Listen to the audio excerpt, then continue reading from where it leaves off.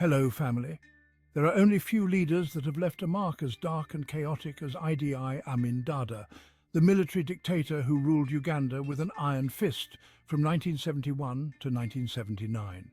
His 8-year reign was marked by unparalleled brutality, widespread human rights abuses, and severe economic turmoil that plunged Uganda into a period of suffering and instability. Amin's eccentric and erratic behavior on the global stage added to his infamy, making him one of history's most notorious despots. Join us as we delve into the tumultuous life of Idi Amin, exploring his meteoric rise to power, the terror he unleashed, and his dramatic downfall. Before we start, please click the subscribe button below for you not to miss on other great insights on the African continent. Idi Amin Dada Umi was born around 1925 in Koboko, a small town in northwestern Uganda. His exact birth date remains uncertain, a fitting start for a man whose life would be shrouded in mystery and controversy. Growing up in a modest Kakwa Muslim family, Amin received little formal education, attending an Islamic school in Bombo for only a few years. His early life was marked by poverty and limited opportunities, factors that would influence his ruthless pursuit of power. These humble beginnings set the stage for Amin's transformation into one of the most notorious dictators of the 20th century. Amin was a member of the Kakwa ethnic group, a small community in Uganda. He had little formal education and is believed to have attended an Islamic school in Bombo for a short period. His early life was marked by hardship and limited opportunities. In 1946, Amin joined the King's African Rifles, a regiment of the British colonial army. He quickly rose through the ranks, earning a reputation for his physical strength, courage, and ruthlessness. By the 1950s, Amin had become one of the most prominent Ugandan soldiers in the British Army. Amin's military prowess was evident during his participation in the British suppression of the Mau Mau uprising in Kenya and the Shifta War in Somalia. However, his brutality and misconduct were also noted, foreshadowing his future behavior as a leader.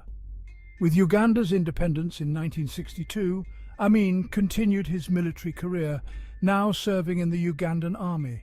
He formed a close alliance with Prime Minister Milton Obote, who promoted him to the rank of Major General and Commander of the Armed Forces. However, the relationship between Amin and Obote began to sour as Amin's ambitions grew. In January 1971, taking advantage of Obote's absence at a Commonwealth summit in Singapore, Amin staged a coup d'etat. The coup was swift and bloodless, and Amin declared himself president of Uganda. Once in power, Idi Amin unleashed a reign of terror that would devastate Uganda. Seizing control through a military coup in 1971, Amin swiftly dissolved the parliament, suspended the constitution, and declared himself president for life. His regime was characterized by extreme violence, ethnic persecution, and widespread human rights abuses. Amin employed the military and secret police to eliminate political opponents and instill fear among the populace. Extrajudicial killings, disappearances, and torture became routine as he targeted anyone he perceived as a threat. Ethnic persecution was rampant. The Acholi, Lango, and other groups faced brutal repression due to their suspected loyalty to Amin's predecessor, Milton Obote. The arbitrary nature of his violence created a climate of fear and mistrust, effectively paralyzing political dissent. Amin's brutality extended to ordinary citizens who suffered under his unpredictable and tyrannical rule. Public executions and the mutilation of bodies served as grim warnings of his absolute power. The devastation of his reign left deep scars on Uganda's social fabric and contributed to the country's long-term instability. Amin targeted various ethnic groups, most notably the Acholi and Lango people, whom he saw as loyal to his predecessor, Milton Obote. In his brutal quest to consolidate power and eliminate perceived threats, Amin unleashed systematic persecution and mass killings. It is estimated that between 100,000 and 500,000 people were killed during his rule, making his regime one of the most lethal in African history. Ethnic purges, extrajudicial executions, and widespread torture were commonplace, In 1972, Amin took a drastic step by expelling the Asian community from Uganda, giving them 90 days to leave the country. This community, primarily of Indian descent, was the backbone of Uganda's commerce and trade, running a significant portion of the country's businesses. Their expulsion led to an economic collapse, as their businesses were handed over to inexperienced Ugandans, resulting in mismanagement and decline. This act further isolated Amin's regime internationally and plunged Uganda into deeper economic turmoil, exacerbating the suffering of its people. Amin's rule was not just marked by brutality, but also by bizarre and eccentric behaviour.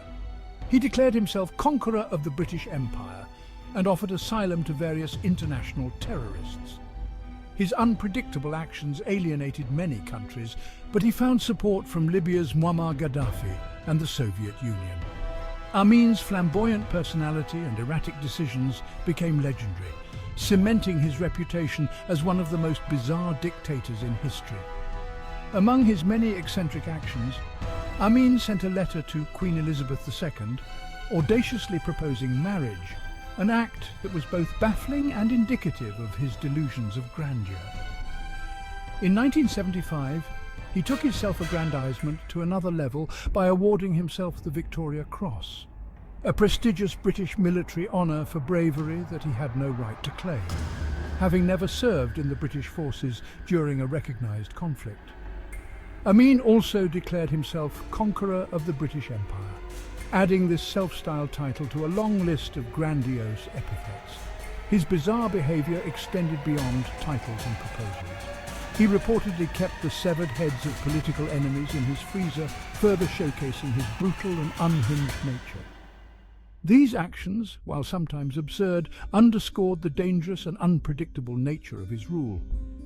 By the late 1970s, Idi Amin's grip on power was weakening as his erratic behaviour, economic mismanagement and brutal repression alienated both domestic and international support.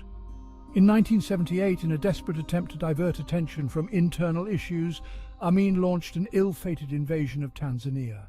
This aggression led to a full-scale war, as Tanzanian forces, bolstered by Ugandan exiles determined to overthrow Amin, counterattacked with a vengeance. The combined forces swiftly advanced, capturing the Ugandan capital Kampala in April 1979. Faced with imminent defeat, Amin fled the country, seeking refuge first in Libya and later in Saudi Arabia.